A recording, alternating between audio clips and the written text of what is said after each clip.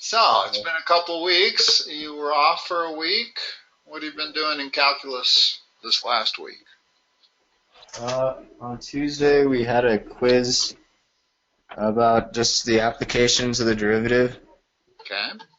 I haven't gotten that back yet, Okay. so I go over that. And then, By that, do you mean there's a couple of applications? There's related rates, and there's also optimization.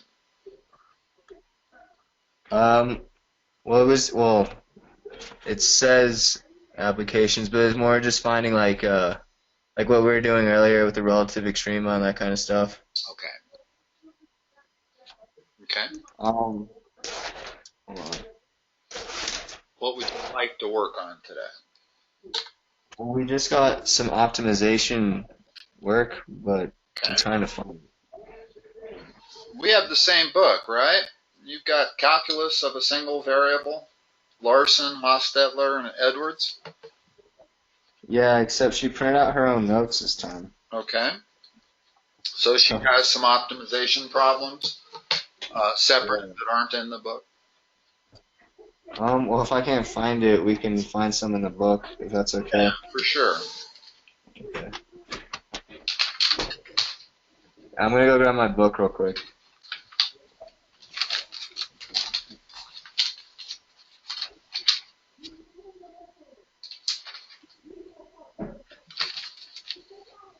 It's on page 218 in my book.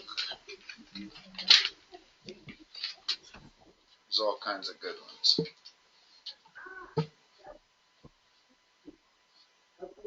You can think of one that's pretty cool and illustrates very nicely optimization. Let me give you this one. Okay.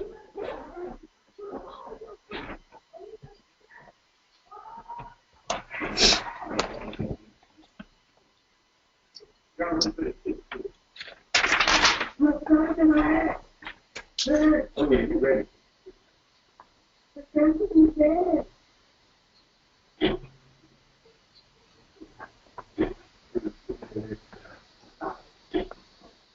What is the maximum area rectangle that you can fit inside that parabola? In other words, you've got choices. You can widen it, make it like that. You can even narrow it, make it like that. How would you figure out what the maximum area would be?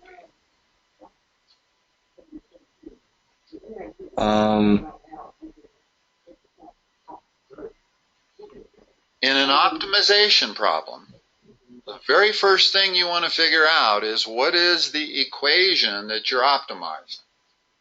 Well, what's the area of those rectangles? What's the area equal of that rectangle? In other words, let's say we choose the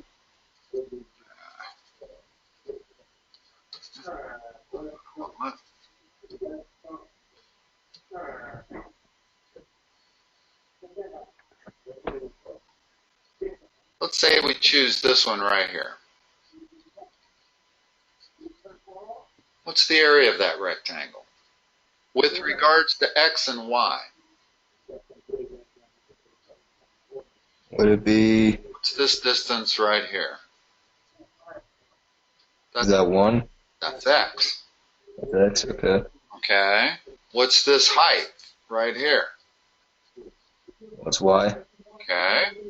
So what's the area of that rectangle? X times y. Not quite. The base is not x. What's the total base? Remember, it's symmetrical. It's 2x. 2x? Yeah. In other words, it's symmetrical about the y-axis. So I can say that the area is 2x times y. Well, and what is y? Y is that. So now I can say the area is 2x times 3 minus x squared. Now, how am I going to maximize that area? What do I have to do? You said equal to 0? First you take the derivative.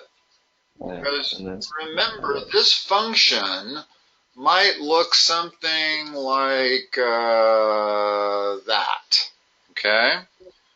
And we're looking for where the first derivative is 0, meaning a horizontal tangent line. And that comes at peaks and valleys. It's also right there, and it's also right there. So there might be a couple of spots where we have horizontal tangent lines. And we're looking for the one that gives us the maximum area. So first of all, let's take this area function. And I'm going to multiply it out. 6x minus 2x cubed. That's the area function. Now, area first derivative is what? be 6 minus 6x squared. Set that equal to 0. And I believe you get x squared equals 1, which means x equals plus or minus 1. Which means I accidentally wrote that to look like a 1. I didn't realize that was the answer, but that is the answer. Plus and minus 1. The reason you have two answers is because x represents the distance from the origin to our end of our rectangle. Okay? But this is a great problem to illustrate optimization because you have to define the function, first of all, that you want to optimize. And then you have to make it a function of one variable. In other words, there's always another function at play that allows you to turn in your main function into a function of one variable only. Remember that we cannot really find the first derivative of a unless it's a function of only one variable. And when you start out, it's a function of two variables. But we know that y is also a function of x. Mm-hmm. So we can substitute and turn the area function into a pure function of x. And then we can find its derivative, set that equal to 0, and find out where x exists. Okay. There are thousands of optimization problems. So if you have some, or if you want me to pull some out of the book, I can. You can pull some from the book because I haven't found my worksheet yet, so sorry about that. It's okay. My only concern, well, here's the kind of the classic one. There's a bunch of classics. I'll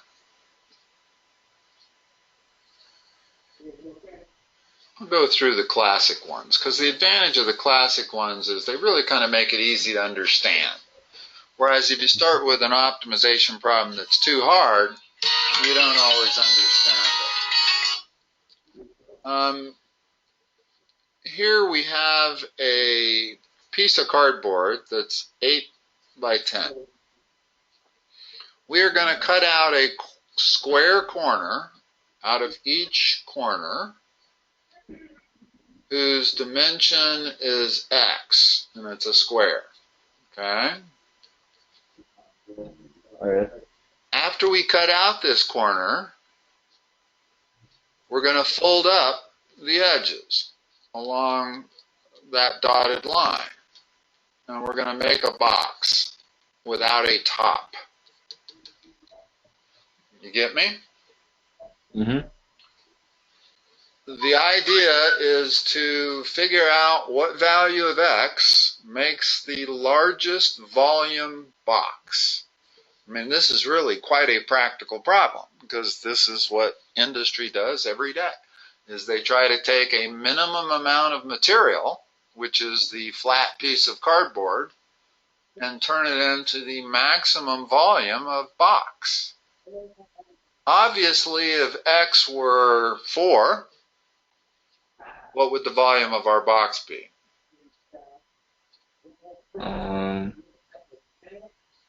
Be 0. 0. Yeah, because if x were 4, in other words, if I went all the way to there, I wouldn't have any width. And I would have a box that merely had length and height. Okay. We have some practical limitations on x that let's talk about. X has to be greater than 0, because also if x is 0, we don't have a box, we have a flat piece of cardboard. And it's going to have to be less than 4, for sure. Also less than 5, but less than 4 is more restrictive. So, first of all, what do we need to come up with? An equation? Right. We're trying to optimize volume. So let's come up with a volume equation. What is the volume of any box? Base times width times height. Okay. What's the volume of this box?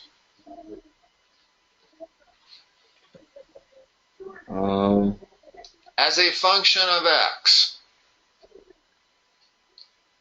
You do 8 minus 2x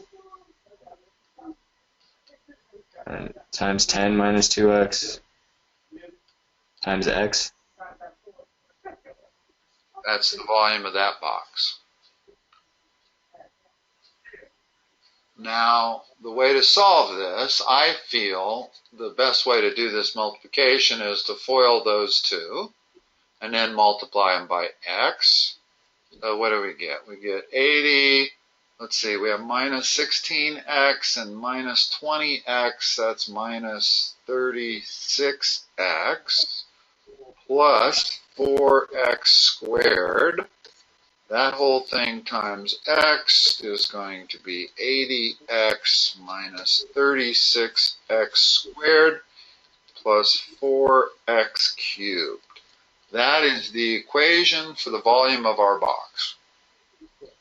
How are we going to find out how to maximize that volume? Take the derivative. Okay. You know, it might be worthwhile. Let me do something here. I've never done this, but I think it might help. So let's graph that volume equation. Let's see, it was 80x minus 36x squared plus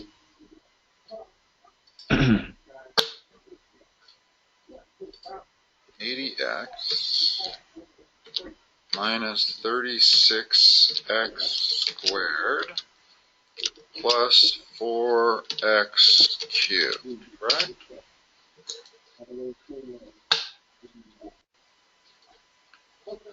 Is that what I wrote? Minus 36x squared plus 4x cubed. Okay, so there's our function graphed. Okay, and we can see that a maximum happens right there because we can look at it. In other words, it appears that there's a greater maximum out here, but remember the constraints. The constraints is x has to be greater than 0 and less than 4. So if I look between those 2 points right there, clearly that's the maximum. Okay? And that occurs where the first derivative of this is equal to 0. If we take the first derivative of that and set it equal to 0, we're going to find that point there on the x-axis. We're also going to find this point over here. Well, one of them is a maximum, the other is a minimum. Well, this one here is actually outside of our domain, so we don't even need to consider it. But let's go back to the problem. Take the first derivative and let's solve it.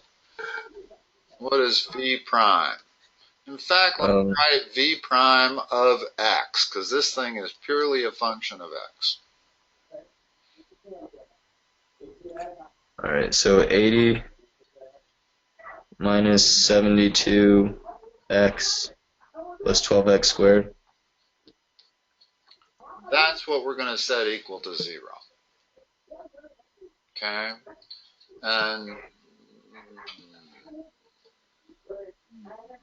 I just kind of made these numbers up, so I didn't particularly come up with a quadratic that would be easily solved.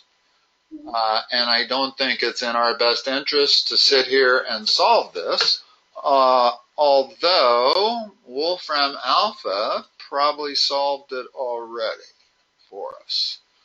Let's see. They definitely take the first derivative. There's the first derivative.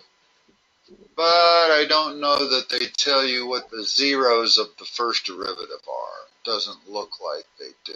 That's too bad. That would be valuable. Maybe if I bought it instead of use their free version, they might have it. But even still, this is their free version, and this thing is really worthwhile if you're doing much math at your computer or even on a mobile device. I'd rather have Wolfram Alpha, I think, than a standard TI calculator. But anyway, you can tell that any quadratic is going to produce two solutions. So we're going to end up with one solution and a second solution. And how would we know which one's the maximum? In other words, one of these solutions is going to be a max, as we can see from our chart. The other solution's going to be a minimum or outside the domain. How do we know that that's the max right there? In other words, we've got two solutions. We've got one that is at about 1.5, and we have another one that is about 4.5. Well, the 4.5 is outside of our domain, but how do we know the one that's at 1.5 is a maximum and not a minimum? Because remember, both have first derivatives that are zeros. If it's positive. Take the second derivative. Second derivative tells you which one is the max and which one is the min, and I'll show you what I mean. In other words, I'm going to pretend I don't, or that I know the answer there, and that's approximately what it was. And I'm going to take the second derivative of x. I'm not sure you've gotten to this yet, but perhaps. And I'm going to find out what the value of that is at both of these numbers. So let's find out what the second derivative is evaluated at 1.5. And if that number is negative, it means that the thing is concave down. In other words, what tells us that that's a max is the fact that it's concave down. What tells us that that's a min is the fact that it's concave up. Well, the second derivative test tells you concavity. So if we can prove that it's concave down, we'll know that's our max. Okay? Well, concave down means it has to be negative. Well, you can evaluate this and tell that that's less than 0 when I plug in 1.5. When I plug in 4.5, it's greater than 0.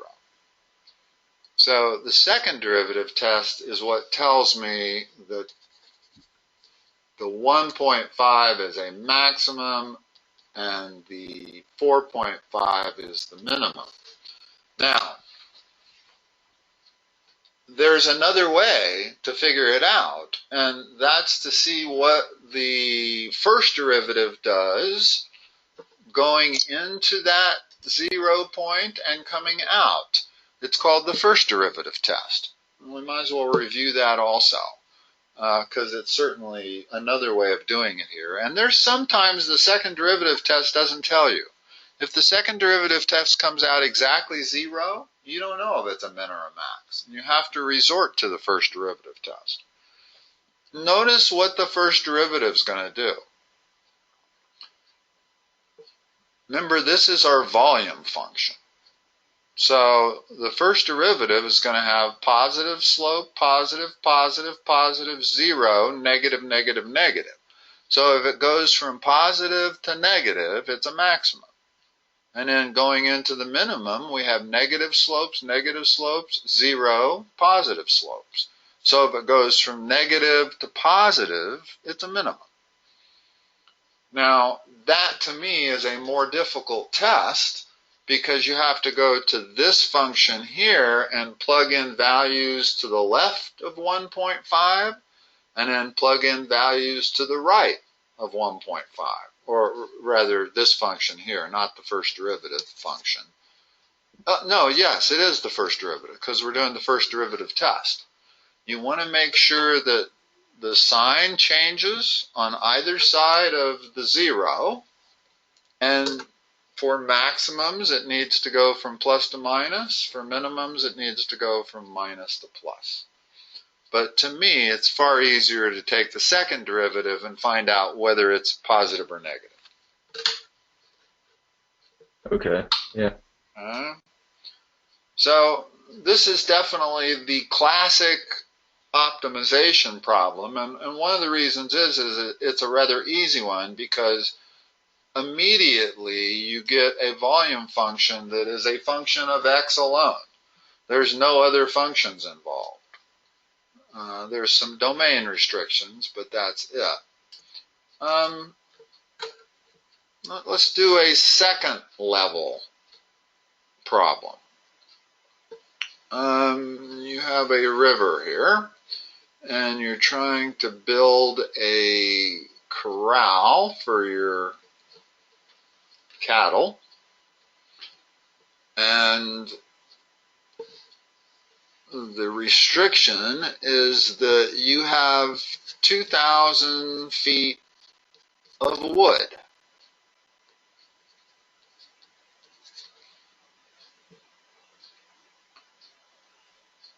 What's the maximum, what's the best way to build that corral to give you the maximum amount of area? In other words, similar problem, but this is going to be a little harder in that the area equation is not going to start out being a function of one variable. It's going to start out being a function of two variables. But the area function is the one we care about. Always figure out what the function is you're trying to optimize as the first step. Yeah. Okay? What is the area function? If I put some numbers on this and call that x and call that y. Put some variables on it is what I meant, sorry. Would it just be x times y or? Yeah. No. That's the area that we're trying to maximize. Now, we have a function of two variables there. So we have to figure out another function that will relate x and y. And we have 2,000 feet of wood, meaning the perimeter of our three-sided corral has to be at most or equal to 2,000 feet. What's the perimeter of that corral in terms of x and y?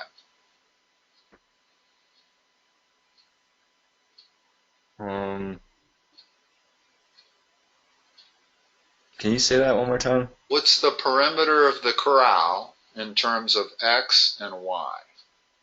Would it be x plus 2y? And that's what's equal to 2,000.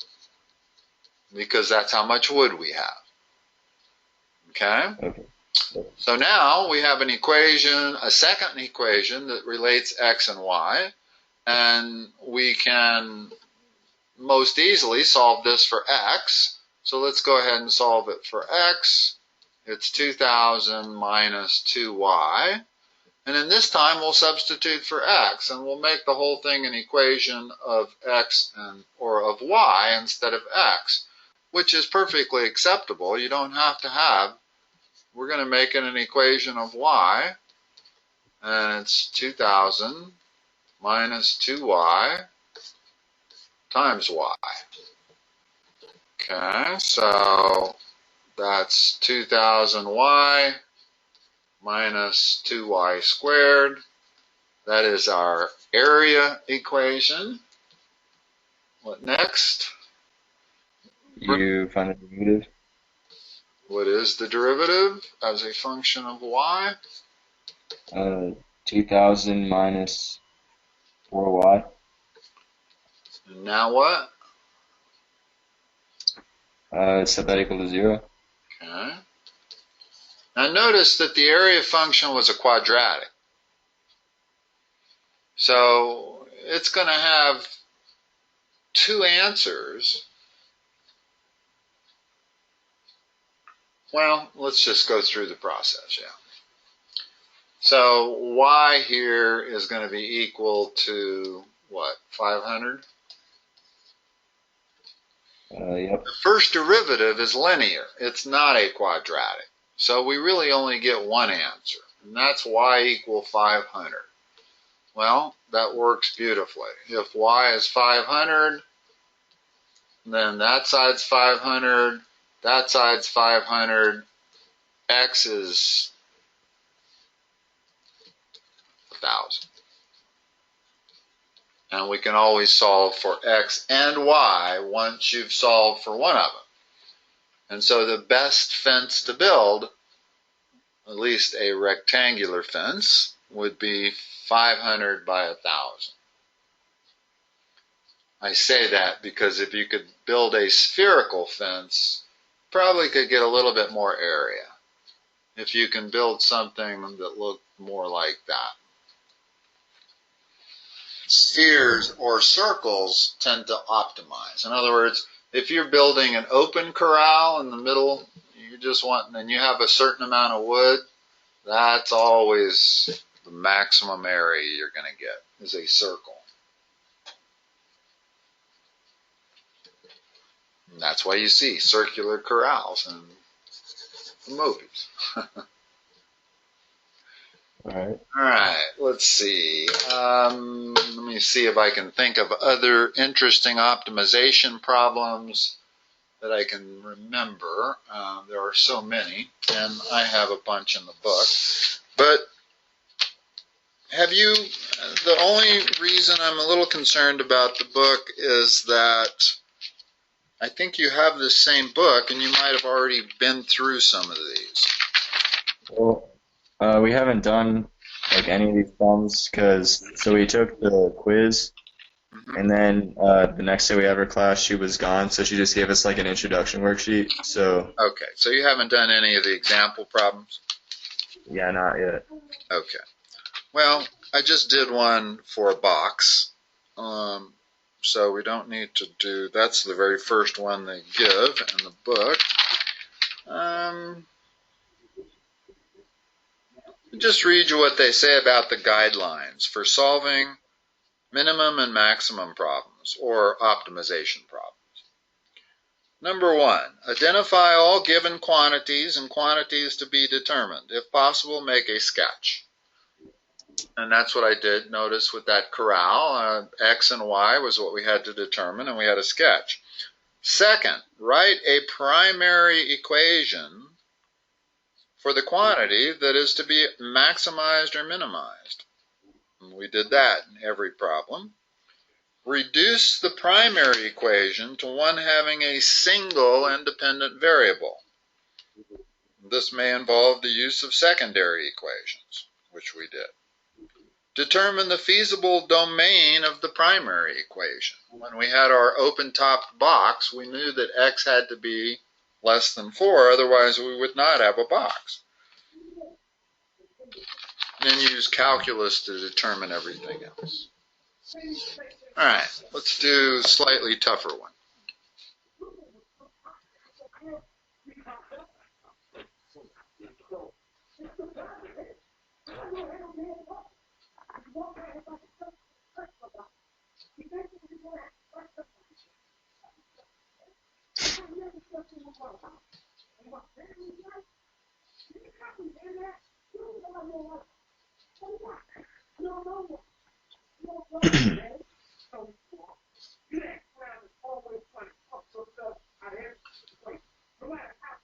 The goal here is to determine the closest points to that coordinate, 0, 2. In other words, there is some distance to the curve that is the closest. And it's not intuitively obvious as to where it is. I mean, it looks like it could be that, looks like it could be that. Maybe it's a horizontal line, maybe it's something that's more perpendicular. There's no clear answer as to where on the curve the closest distance is to this particular point.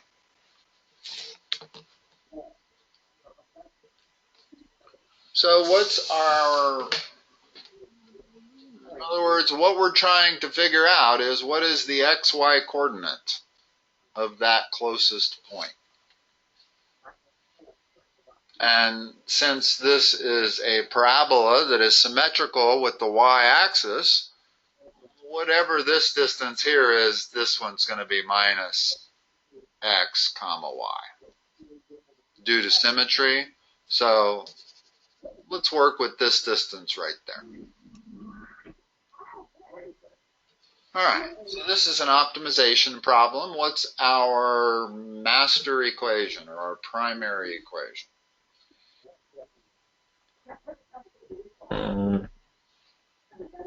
Is it the parabola or is it the y equals 4? What are we trying to maximize or minimize? Always ask yourself that question. Are you trying to minimize the distance from that point? Yes, the distance. So what is the distance formula?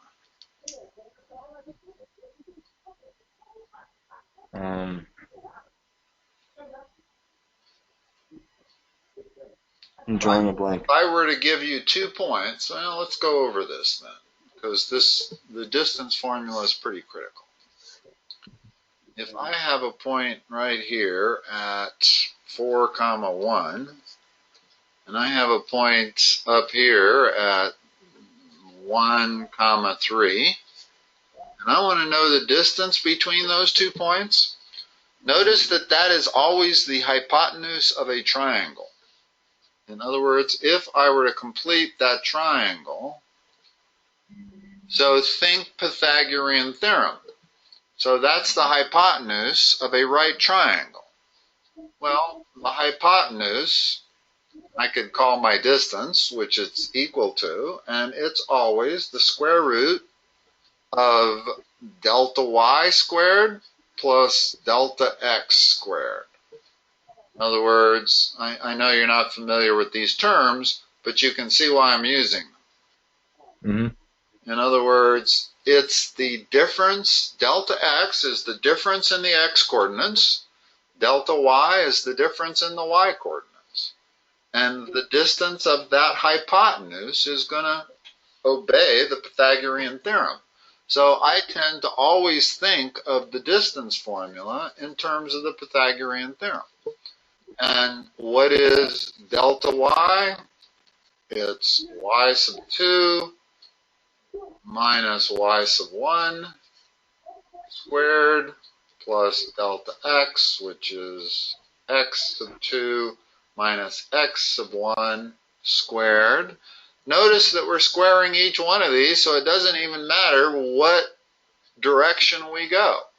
I can do 4 minus 1 and 3 minus 1. Even though I've gone opposite directions, it won't matter because I'm squaring it. So whether I come up with a negative or not is immaterial. So the distance is the square root. The distance between the y's is 2. The distance between the x's is 3. So my distance is the square root of 13. Okay? So that's a primer on distance. Always think of it as the length of that hypotenuse of a right triangle.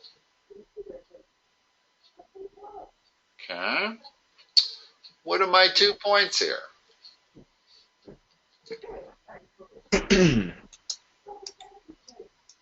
There's this point, and there's this point.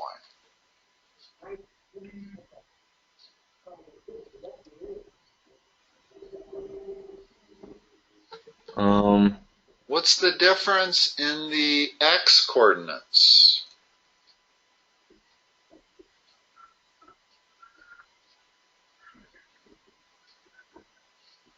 What's this coordinate? Which one? Sorry. You're pointing at? That's x. You want to start being able to think in terms of that's what we're looking for is x. Okay? So it's x minus 0. Oh, okay, yeah. Square that. Plus what? X minus 0. Plus y minus 2. Yeah. Squared. Squared. Remember the Pythagorean theorem, the hypotenuse is always the square root of the sum of the squares. So you always have to be squaring what's inside here. Okay. Now, we know what y is. There's our secondary equation. So our master equation is that, and our next job is to turn it into an equation of one variable only. So I'm going to do this. That's x squared plus, and in place of y, I'm going to write that. 4 minus x squared minus 2 all squared. Okay? Now, I'd rather talk calculus than algebra, so I will just tell you what that comes down to. And it's the square root of x to the 4th minus 3x squared plus 4. Okay? Let me erase so that I can go down. Let me erase this other stuff here.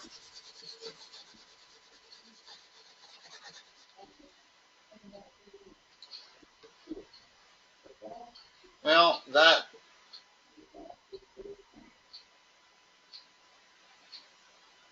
one moment.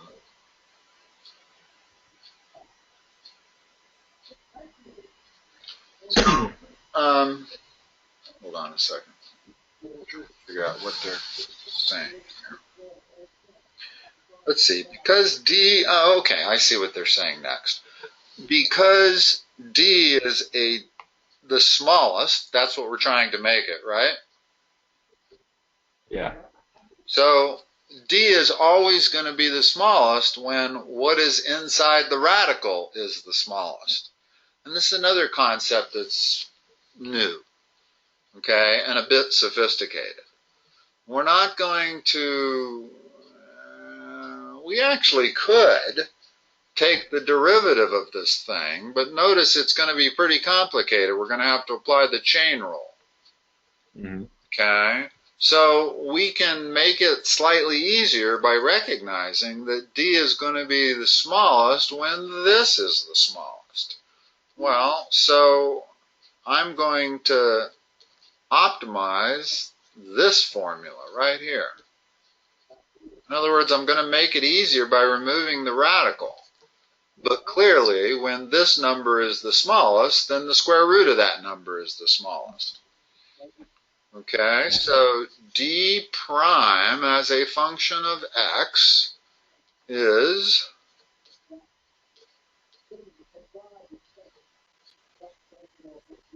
with me? Oh, yeah.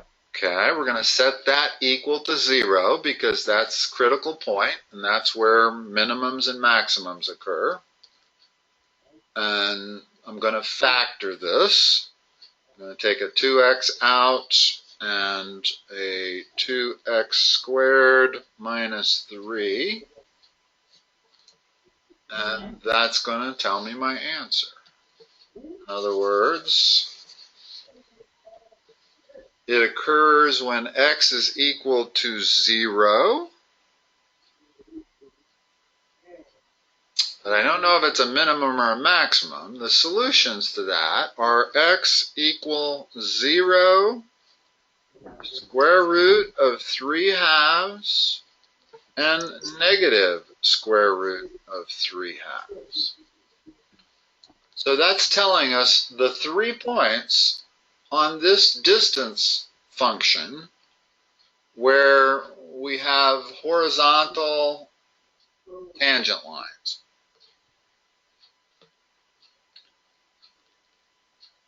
Now, let me show you the set. Have you had the second derivative test? Yeah. Well, let's use it because I like it better than the first derivative.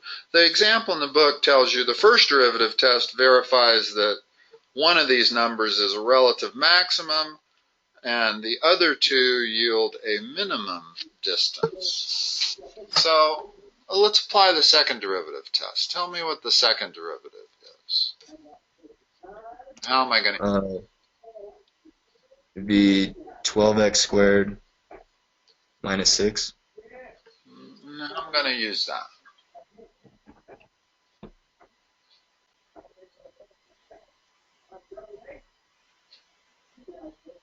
Go back and look at your answers for where the first derivative was 0. Yeah. We want to take all 3 of these, and what we're trying to determine is whether that's a maximum or a minimum, and whether that's a maximum or a minimum. Okay? We're looking for the minimum. So we can't give 3 answers for the minimum, because only one might be it. So the second derivative test tells us, what about concavity? Whether it's up or down. Yeah, and it's when you plug in the values of x that you came up with. Remember, here we're looking along the horizontal scale. So we're going to plug in x equals 0 into the second derivative and see whether it's positive or negative. Well, what is it? Negative. Right. D prime of 0 is less than 0, which means what in terms of concavity? It's concave down. Which means what in terms of minimums or maximums? It's a max. Correct. And that's the process you need to kind of go through. And if I plug in 3 halves, either the plus or the minus, into the second derivative test, it doesn't matter which because we're squaring it, I will see that it's greater than 0. That means concave up. That means minimum. So our minimum are either of those 2 points, and that's what that point is.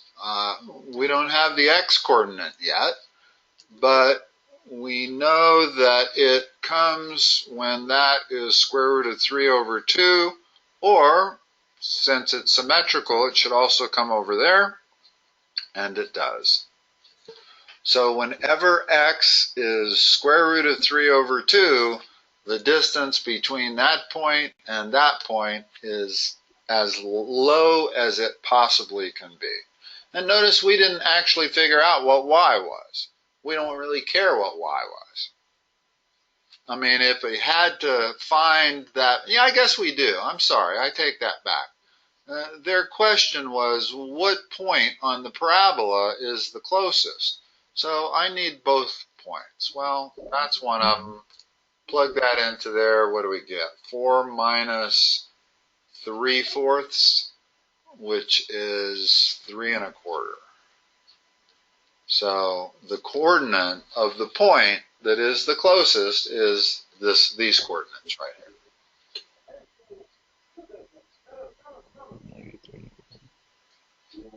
and negative, or rather this point over here is negative 3 over 2, still positive 3 1/4.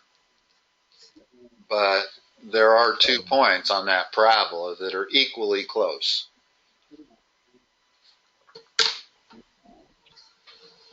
Okay. I saw a problem the other day that was very similar to this, where you were trying to see whether or not you could drive a truck under an arch. In other words, there was a tunnel in the shape of a parabola, and you had a certain size truck that was 7 feet wide and 11 feet tall. And they gave you the equation of the parabola. And the job was to determine whether the truck would hit the arch or go under it. So these kind of problems are very real life also. Yeah. A lot of optimization problems are cool. I won't go through this one, but there's a really neat one where there's a light and a lifeguard, a 6-foot tall lifeguard. And he is running away from that light. No, this is actually not an optimization problem. This is a related rate problem. But there's the shadow of the lifeguard, okay? There's the end of the shadow. And if the lifeguard is moving in that direction, you can see that his shadow must move faster than him. Mm-hmm. Because his shadow is always going to get longer as he gets further and further away from that light. So his shadow is going to lengthen. Not only is it going to move at the same speed he moves, but the end of it gets further and further away from him, which means that actually has to be moving faster than him. And that's a cool problem, as to how much faster does the shadow go than he goes. Let's see. We've got 10 minutes. Let's see if we can do one more.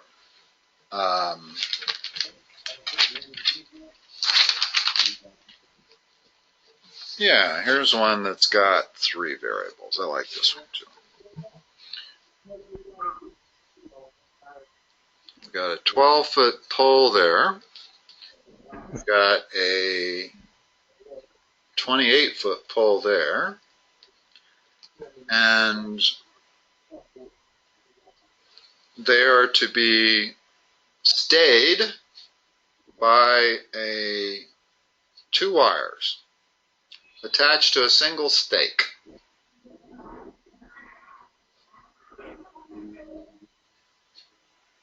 Okay? And they're 30 feet apart.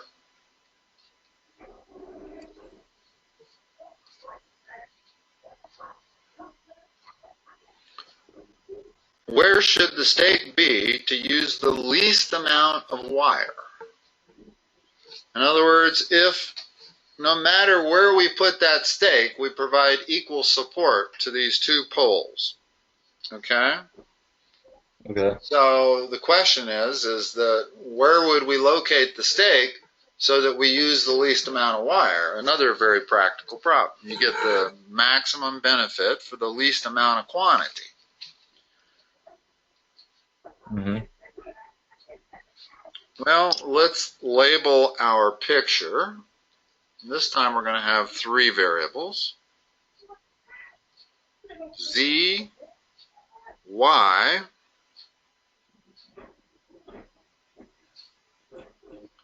and W, which is Y plus Z. So we've identified our variables, but let's throw in an X there and a 30 minus X there. So we do have 3 variables. You with me? Yeah. In other words, if the bottom is 30 feet, then that distance is X, that distance is 30 minus X. If we can optimize for X, we're in good shape, because that'll tell us precisely where to put the stake. Okay. Okay? What is our master equation? Would it be a distance equation again? Not quite, but yes, I've already written it on here. Oh, y equals, W equals equals y plus z, because W is the length of the wire, of the total amount of wire. And that's what we're trying to minimize. Okay?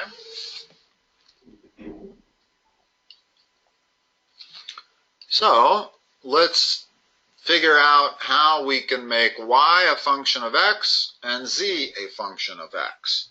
And then whatever we come up with, I'm going to substitute them into the W equation. And then I'm going to take the derivative of it as a function of x, set it equal to 0, and that will tell me where to put the stake. So let's take that triangle and solve it for y. What is y equal to?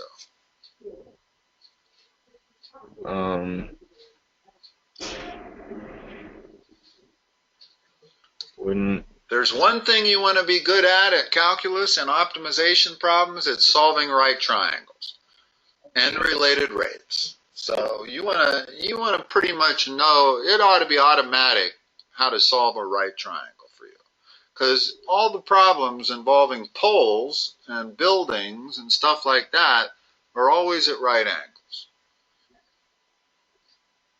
So what is y in terms of these two sides? What was the distance formula? In other words, remember the distance formula is the same as the hypotenuse of a right triangle. Yeah. So wouldn't that be y squared is equal to, like, x squared plus 12 squared? Right, but let's take the square root of it to get y. You're right, y squared is equal to 12 squared plus x squared. But we're not solving for y squared, we're trying to solve for y. So it's the square root of what? X plus 12. All right, let's go back. I'm so lost. Y squared is equal to 12 squared plus x squared, right? Yeah. So y is the square root of that. Notice that that looks a lot like our distance formula. Okay. Okay, so y equals the square root of 144 plus x squared. What is z equal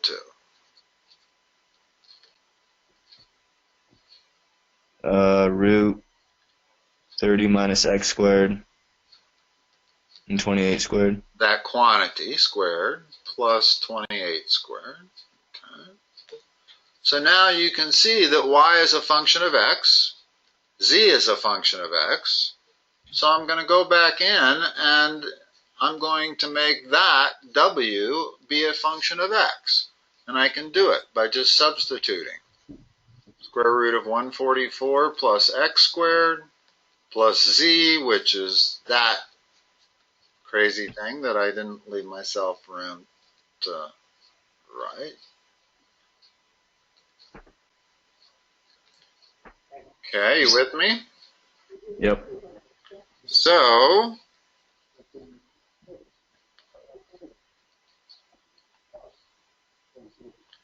W is that, and there are some domain restrictions on X, right, from our picture. What's the minimum X can be and the maximum X can be?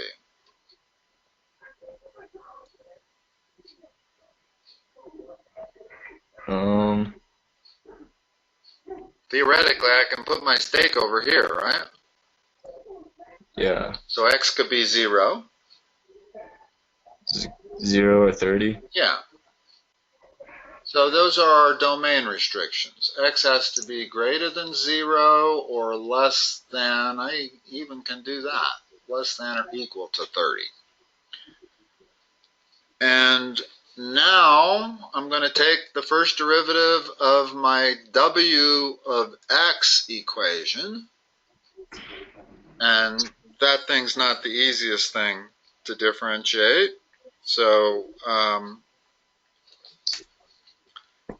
and said, in other words, I think they do it on a computer here, or a calculator. But anyway, I come up with a formula that's complicated enough that I don't want to take the time to write it.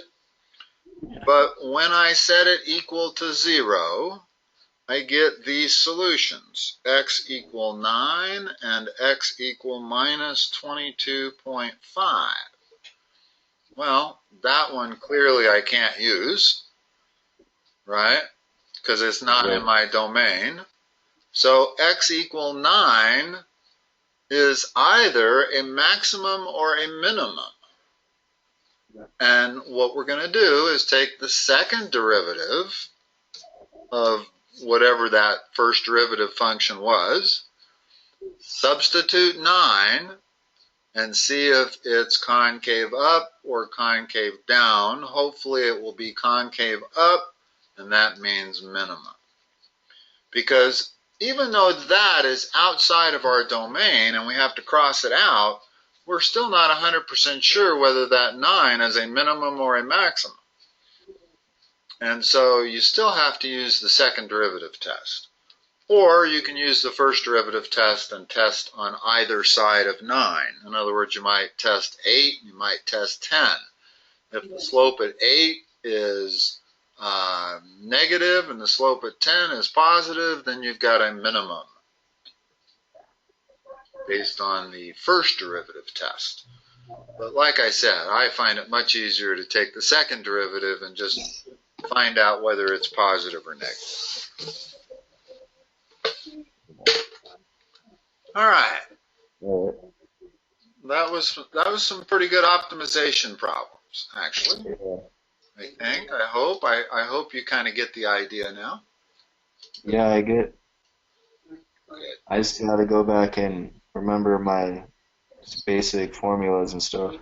Well, that's pretty key. Yeah. In other words, all of those optimization problems, like you said, you need to know the distance formulas, but you also need to get into this habit of thinking that a point on the x-axis is x. That's not a concept that you're probably used to. You know, when we're trying to fit that maximum rectangle inside the parabola, the base of that rectangle is at x, which makes it 2x. So it's that kind of thinking that you kind of have to adjust your way of thinking to. All right, Jackson, I will talk to you same time next week. Yep. Okay, have a good one. Bye-bye. You too.